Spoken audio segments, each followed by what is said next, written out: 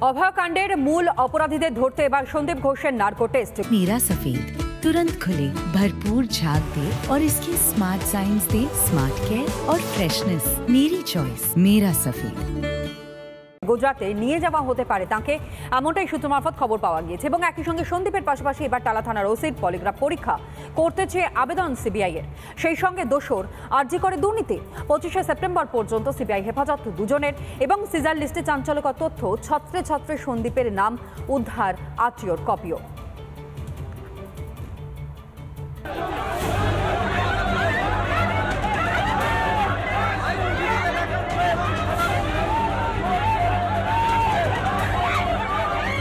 শেষ সন্দীপের জারি জুরি, বাতিল হয়েছে ডাক্তারি রেজিস্ট্রেশন। অভয় ধর্ষণ ও খুন থেকে আর্জি করে দুর্নীতি, সন্দীপের বিরুদ্ধে অভিযোগের পাহাড়। পলিগ্রাফের পর এবার সন্দীপ ঘোষের নার্কো টেস্টের আবেদন সিবিআইয়ের। নার্কো টেস্টের জন্য শিয়ালদা আদালতে আবেদন সিবিআইয়ের। কিন্তু কি এই নার্কো টেস্ট? অভিযুক্তকে প্রথমে সোডিয়াম পেন্টোথাল ইনজেকশন দেওয়া হয়, যা ট্রুথ সিরাম নামে পরিচিত। ইনজেকশনটি অবচেতন মনকে জাগ্রত করে তোলে। অবচেতন মস্তিষ্কে দেয়া তথ্য সাধারণত সত্যি বলে ধরা হয়। বাধা ছাড়াই সব স্বীকার করে অভিযুক্ত। মনোবিজ্ঞানী, তদন্তকারী কর্মকর্তা, ফরেনসিক বিশেষজ্ঞের পর্যবেক্ষণে করা হয় নার্কো টেস্ট। এদিকে আরো বিপাকে টালা থানার ওসি অভিজিৎ মণ্ডলের পলিগ্রাফ পরীক্ষার আবেদন সিবিআই।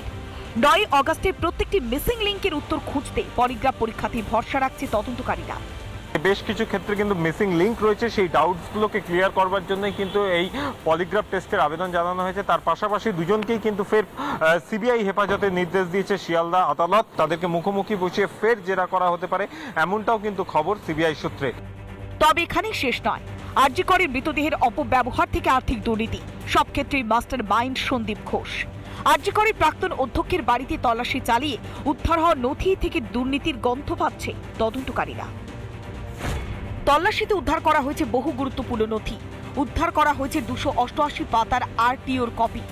সন্দীপের বাড়ি থেকে বাজেয়াপ্ত করা হয়েছে প্রচুর পরিমাণে অভিযোগপত্র। উদ্ধার করা হয়েছে 730 পাতার টেন্ডার সংক্রান্ত নথি। উদ্ধার করা হয়েছে অভ্যন্তরীণ কমিটির 510 পাতার গোপন রিপোর্ট। আরজি করে দুর্নীতির মূলে পৌঁছতে তৎপরতা সিবিআই। কিন্তু সরকারি নথি কেন সন্দীপের ঘরবন্দি ছিল, তার উত্তর খুঁজছে সিবিআই। টালা থানার ওসি অভিজিৎ মণ্ডল, সেই অভিজিৎ মণ্ডলকেও ই টেন্ডার সংক্রান্ত একটি চিঠি পাঠিয়েছিলেন সন্দীপ ঘোষ। টালা থানার ওসিকে কেন আরজিকর কাণ্ডের ই টেন্ডার সংক্রান্ত চিঠি পাঠানো হলো, তারও কিন্তু উত্তর খুঁজছে সিবিআইয়ের অ্যান্টি কারাপশন ব্রাঞ্চের তদন্তকারী আধিকারিকরা। ক্যামেরায় আলী হোসেনের সঙ্গে অর্ণ মজুমদারের report, Republic Bangla, Kolkata. Thread কালচারের বিরুদ্ধে তদন্ত কমিটি ঘিরে বিতর্ক মুর্শিদাবাদ মেডিকেল কলেজে। অভিযোগ, তদন্ত কমিটিতে থাকা সদস্যদের একাংশের সঙ্গে যোগ থ্রেড সিন্ডিকেটেরই। তদন্ত নিরপেক্ষ না হওয়ার সম্ভাবনা চিকিৎসকদের একাংশের এবং সন্দীপ ঘোষ মুর্শিদাবাদ মেডিকেলের দায়িত্বে থাকাকালীন থ্রেড সিন্ডিকেটে চালু হয়েছিল বলে অভিযোগ সামনে আসে। তদন্ত কমিটিতে রয়েছেন 7 জন সদস্য, আর এই 7 সদস্যদের মধ্যে রয়েছেন বিভিন্ন বিভাগীয় প্রধান এবং অধ্যাপকেরা। অভিযোগ আরও সামনে আসছে, যেখানে বলা হচ্ছে 7 সদস্যের একাংশের সঙ্গে যোগাযোগ থাকতে পারে থ্রেড সিন্ডিকেটের। অভিযোগ আইএমএর যুগ্ম সম্পাদক রঞ্জন ভট্টাচার্যের। থ্রেড কালচারের বিরুদ্ধে তদন্ত কমিটি ঘিরে বিতর্ক মুর্শিদাবাদ মেডিকেল কলেজে। মুর্শিদাবাদ মেডিকেল কলেজের অধ্যক্ষ, তার বক্তব্য শোনাবো এবং একই সঙ্গে আইএমএর যুগ্ম সম্পাদক রঞ্জন ভট্টাচার্যের বক্তব্য আপনাদের সামনে রাখি। স্টুডেন্টরা যদি বলতে পারে যে এই থ্রেড সিন্ডিকেটের সাথে কারা যুক্ত, কারণ এমনও অভিযোগ আছে যে একজন ফ্যাকাল্টিকে সর্বসমক্ষে স্টুডেন্টদের সামনে ক্ষমা চাইতে হয়েছে, এবং এই কমিটির মধ্যে হয়তো সেই নরম মনোভাবাপন্ন কেউ থাকতে পারেন। কিন্তু আমি মনে করি যে নিরপেক্ষভাবে উইদাউট এনি প্রিজুডিসেস অ্যান্ড বায়াস তাকে এগিয়ে এসে সঠিক রিপোর্টটা জমা দিতে হবে। সিন্ডিকেটের সাথে কিন্তু প্রত্যক্ষ বা পরোক্ষভাবে যোগাযোগ থাকতেই পারে, কারণ প্রত্যক্ষভাবে তো যারা আছেন তাদের নাম তো এই হোয়াটসঅ্যাপ গ্রুপে ভাইরাল হয়েছেই, কিন্তু পরোক্ষভাবে কী হচ্ছে, তারা হয়তো ব্যক্তিগত সুবিধার জন্য নিজের ট্রান্সফার এবং প্রমোশন বা পোস্টিংয়ের জন্য তাদের কাছে হয়তো মাথা নত করেছেন। তাই যারা অন্যায় যে করে এবং অন্যায় যে সয়, প্রত্যেককেই দোষী আমরা মনে করি। সেইভাবে করতে পারি না, কারণ কার সঙ্গে কার যোগাযোগ আমি তো প্রমাণিত করতে পারছি না। কারণ কার সঙ্গে কার যোগাযোগ মানে সেটা তো প্রমাণিত, কিন্তু আমরা যাতে করেছি বেশিরভাগই এইচওডিদের করা হয়েছে। এবং আমরা বললাম 2 জন জুনিয়র ডাক্তার রাখা, জুনিয়র ডাক্তার না, জুনিয়র ফ্যাকাল্টি, জুনিয়র মানে এখানে প্রফেসর না এমন, আর বেশিরভাগই আমরা প্রফেসর রাখার চেষ্টা করেছি। প্রতিবাদীদেরকে বাধা এটা নতুন কোনো ঘটনা নয়। এর আগেও আমরা দেখেছি রাত দখলে যখন নেমেছিলেন সাধারণ মানুষের ঠিক সেই সময় মাথাভাঙা, নৈহাটি, আর এবার মূলত দমদম পার্কে সেখানে প্রতিবাদ মিছিলে বাধা, উত্তেজনা পরিস্থিতির সৃষ্টি হয়।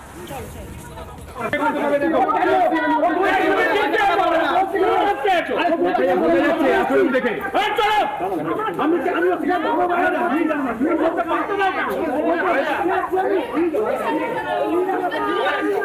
চলো চলো কি করে ভাই ডক্টরকে ছেড়ে আমরা আবার অ্যাবসেন্ট কেন চল তুই যাবি বাড়ি যা তুই বাড়ি যা এই যাও যাও বাড়ি যা আরে বাড়ি যা ওকে বলেছি কি লাগে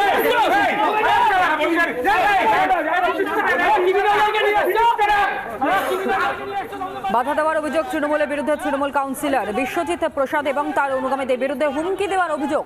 শুধুমাত্র দমদম পার্কে এই ঘটনা ঘটেছে তা তো নয়। এর আগেও আপনাদেরকে বলছিলাম যে কোচবিহারে মাথাভাঙা সেখানে পর্যন্ত জল দিয়ে প্রতিবাদের ভাষা মুছে দেওয়া হয়, ধাক্কাধাক্কির পরিস্থিতির সৃষ্টি হয় এবং তৃণমূলের বিরুদ্ধে উঠেছিল এই অভিযোগ। যে ছবি দেখতে পাচ্ছেন ঠিক তার পাশাপাশি নৈহাটিতেও কিন্তু আমরা সেই একই ছবি দেখেছিলাম। যখনই প্রতিবাদীরা তারা পথে নেমেছেন অভয়ার বিচারের দাবিতে, তখনই তাদেরকে বাধার সম্মুখীন হতে হয় এবং বাধা দেয় শাসক দল তৃণমূল কংগ্রেস। যে মাথাভাঙার ছবি আপনাদের সামনে তুলে ধরলাম, ঠিক তার পাশাপাশি নৈহাটির ছবি দেখতে পাচ্ছেন কিভাবে গলা ধাক্কা দেওয়া হচ্ছে, কিভাবে ধাক্কাধাক্কির পরিস্থিতির সৃষ্টি হয়েছে, কেন প্রতিবাদীরা তারা পথে নেমেছেন সেই প্রশ্ন করা হয় এবং সেই প্রশ্ন করবার পাশাপাশি ভেস্তে দেওয়ার চেষ্টা করা হয়। এমনকি প্রতিবাদীদের রীতিমতন ধাক্কা দেওয়া হয়, সেই ছবিও দেখতে পাচ্ছেন নৈহাটি।